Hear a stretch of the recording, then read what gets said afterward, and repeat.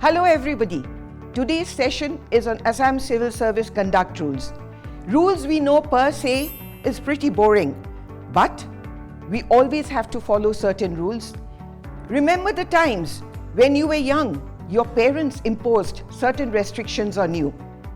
You live in a society, the society imposes certain rules. You went to school, the school had certain rules. And probably you thought, oh, when can I get rid of these rules? And you must have thought to yourself, the day I get a job, I will be a free bird. But unfortunately, it is not so. The moment you get into a government service, you are bound by the Assam Civil Service Conduct Rules. These rules follow us everywhere. We have to follow these rules, otherwise it becomes a misconduct and we are entailed to discipline and appeal rules. Now, the question arises, who does this rule apply to? It applies to all government servants, be it a peon or an ACS officer. It is the same set of rules that is applicable to them. But the Indian Administrative Service is guided by the Central Civil Service Conduct Rules. Therefore, the Assam Civil Service Conduct Rules does not apply to an Indian Administrative Service officer, to an Indian Police Service officer, or to anything that is Indian. They are guided by the Central Civil Service Conduct Rules. Therefore, the question arises, who is a civil servant? Any person who is appointed by the government of Assam and draws his salary from the Consolidated Fund of India, he is a civil servant, and therefore the Civil Service Conduct Rules applies to them. What must a civil servant do? When we come to the do's, there are only 4 do's, and therefore one tends to think it is so easy. But let us go through these do's one by one. The first do, maintain absolute integrity. What does integrity mean? Integrity means wholesomeness. It comes from the mathematical word integer. Integer means whole. That means your character must not have any dent in it. The second must do. As a civil servant, you must be devoted to your duty. What does devotion to duty mean? It means that you must be sincere in your work. You must do as the rules are telling you to do.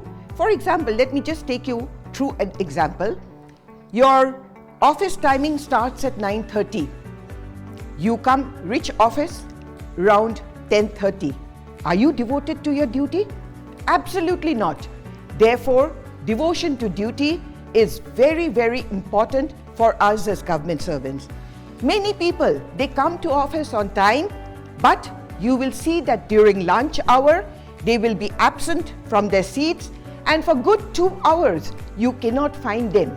Are they devoted to their duty? Obviously not. Therefore, devotion to duty is basically being sincere and true to what you do. The third Civil Service Conduct Rules that tell us what to do is do nothing that is unbecoming of a government servant. What does it mean, unbecoming of a government servant? You see, the Civil Service Conduct Rule has got many don'ts, but there are certain things which are not specified in the conduct rules. Obviously, the framers of the Civil Service Conduct Rules knew that they may not have covered many things, and therefore they have kept this clause, which is do nothing that is unbecoming of a government servant. Not only in government service, but also in our personal lives. You see, let me take you through a very small example.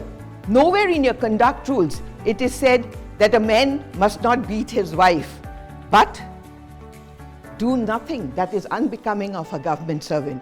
A government servant is supposed to be on a pedestal. People must look up to him and must say, oh, there goes a government servant.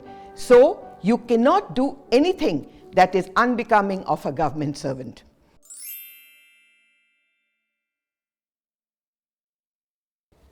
Abide by the instructions issued by the government from time to time. This is the fourth do of your conduct rules. Here, there have been many queries. Is it verbal instructions or is it written instructions? Remember, what we are talking about in the conduct rules is written instructions. If anything comes down from your superior as a written instructions, you don't have to question. You have to do it. You cannot say that I do not agree with this and therefore I am not going to do it. Then you will be held for misconduct. Regarding verbal instructions, you have to use your own thinking. Does this actually violate a conduct rule? Does this actually violate a service rule? If it is so, then you cannot obviously argue with your superior.